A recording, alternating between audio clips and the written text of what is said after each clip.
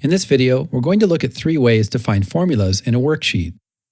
Knowing where formulas are is the first step in understanding how a spreadsheet works.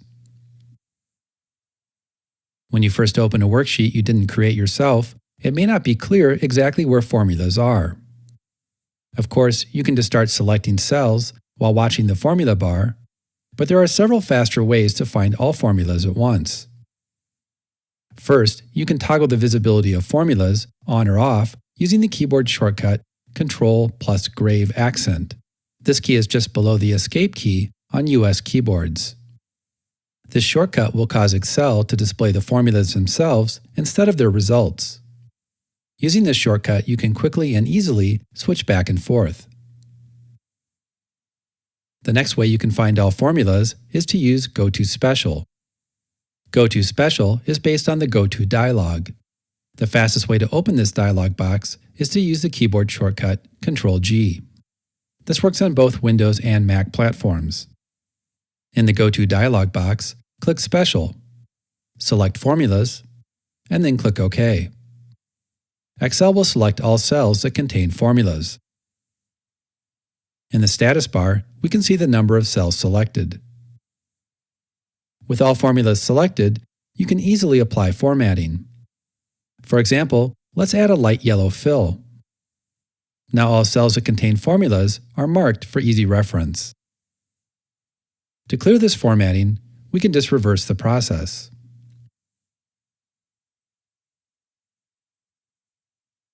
A third way to visually highlight formulas is to use conditional formatting. Excel 2013 includes a new formula called isFormula, which makes for a very simple conditional formatting rule. But that won't work in older versions of Excel. Instead, we'll use a function called getCell, which is part of the XLM macro language that preceded VBA. Unfortunately, getCell can't be used directly in a worksheet. However, by using a named formula, we can work around this problem. First, we create a new name called CellHasFormula. For the reference, we use the getCell function like so. The first argument, 48, tells getCell to return true if a cell contains a formula. The second parameter is the indirect function.